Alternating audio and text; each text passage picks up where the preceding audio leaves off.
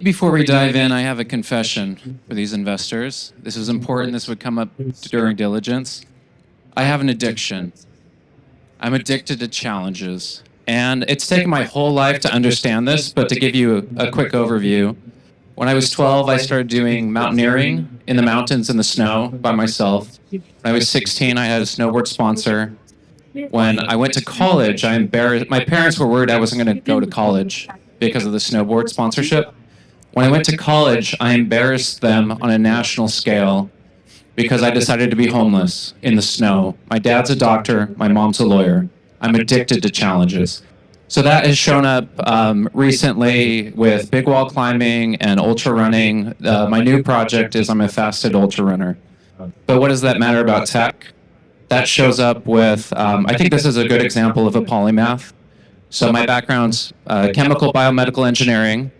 I've been successful in semiconductor, quant finance. I was a chief data scientist for a Sequoia Capital company called HireView. Had a team of PhD physicists, and we delivered 14 patents, but most importantly, a successful AI product, and led to the acquisition of that company.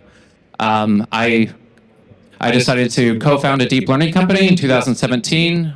It was a multimodal platform. It allowed engineers to build very complicated models that allowed them to do things like image, audio, video, text, structured, but more importantly, the fusion of all of that. We sold that to DataRobot. So I was the chief AI strategist at DataRobot and Dataiku. If you're not familiar with DataRobot, they raised $1 billion. They peaked at 7.4. They are a global AI platform company. The other thing that's interesting about me, besides innovation, I can get attention. So I've been invited to give AI talks to companies like SpaceX, Aramco. In 2018, I was #1 in the world for AI on Quora. And I just have a knack of doing that. When I resigned from DataRobot, I had 100 interviews in 48 hours that were scheduled. And the reason I tell you that is if I tell you something's going to hit, it's going to hit. I have a good sense for that. So the company purpose, we want to have technology that creates technology. The human brain is precious. Why waste it? Let's actually accelerate it. And a human brain is like an oversqueezed lemon. How many ideas can a human brain give you? Not very many. But with generative intelligence, we can produce tens of thousands of ideas, and they are good ideas, and we can test them in seconds. And so the problem that we are addressing, you might not be aware of this, but AI has stalled out in a major way. Read the Llama 3 paper. We are sitting on 2017 technology, and we're trying to throw billions into more compute to go forward. There's not a lot of impressive divergence between these companies. So we've taken a different approach. Rather than going forward, we're working backwards. Is it possible to automate the AI researcher? Is it possible to reinvent machine learning from the ground up? And this was a 10-year obsession that I had. It became possible last year. And if we can do that, that's a very different company. So humans will not invent the next transformer. They've tried with desperation. These techniques will invent the next transformer. I believe this company will invent the next transformer. So I'm giving the plot away. This is a computer science PhD done in less than an hour with more rigor than any human is capable of. So every bar that's red is something that made Dad proud. It's a first author publication with a name. This is someone that they invested so much time to come up with this innovation. Every bar that's not red is an algorithm that was invented using this new technique. The fascinating thing is, in the height of this is we're benchmarking, lower is better. What's stopping me from going a mile to the right? It's not human brains.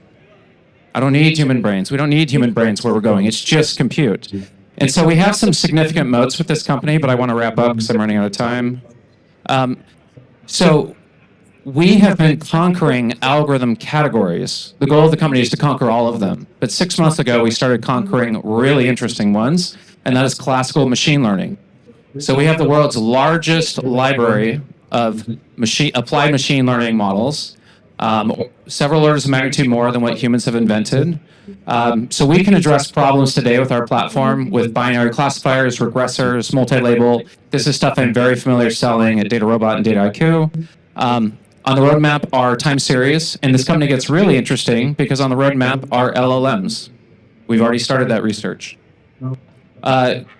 have a great team of advisors. I'll call it Seth Joburn, used to be IBM's global chief AI officer. Ricky Butler reported to Bill Gates for 5 years.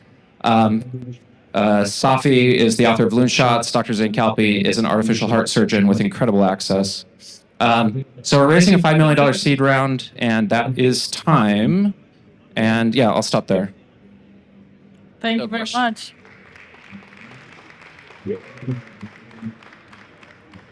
Any questions? Thank you so much. Really interesting, and I love you loving challenges.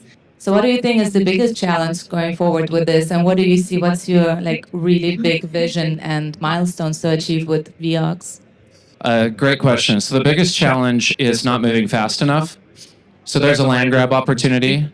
So our ability to automate algorithms, we want to consume as much enterprise data as we can, as quickly as we can. And so the thing that keeps us up at night is how do we have 1,000 customers this year? How do we accomplish things that are ridiculous? And so it's really about finding the right investors that are on board with that, where they'd rather have 1,000 customers and 10,000 data sets than 2 million in revenue. And so, but it's all about the experience. Just like you and I have life experience, these systems now have experience. So the rate of experience capture is the #1 priority. And then the future of talent is quite strange. I don't want to pretend like we have an answer to that, but we're trying to figure that out too. Who do you hire, right? Any other questions? What keeps you up at night? I like to say you should find your dream job because you'll dream about it. So I dream about this. So what keeps me up at night are just all the capabilities, the possibilities. I do want to be very specific, though. There are very specific technical moats that exist with this company. Large context windows are garbage. Talk to anyone who uses them. They're complete garbage. We have come up with semantic compressions that allow us to reach very close to 100% code automation. That's one key advantage. The second key advantage, and this comes up from dreaming, what keeps me up at night, people are scared of hallucinations. We've done the opposite. We maximize hallucinations because we are not trying to service an airline virtual attendant. We are trying to be the furnace of innovation. So hallucinations need to escape the bias that exists in LLMs. So the thing that keeps me up at night is probably focused around talent and finding the right investors. Thank you. Just one more. You spoke about right investors. What does the right investor look like for you? The right investor is a little crazy, I think. Because the ambition of this company is we want to raise a $100 million Series A in the next 2 years, and we want to end data science as we know it. If you think about data scientists, I've been a data scientist, I've managed them. They're downloading human-invented open source models. They're dealing with dozens of options. We're going to exceed 10,000 options. So investors that are signing up for paradigm shifts, prompt engineering will die, goal engineering will arrive.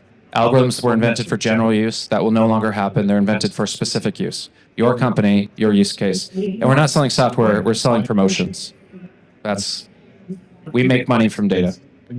But yeah, thanks everyone. That's time. Thank you very, very much.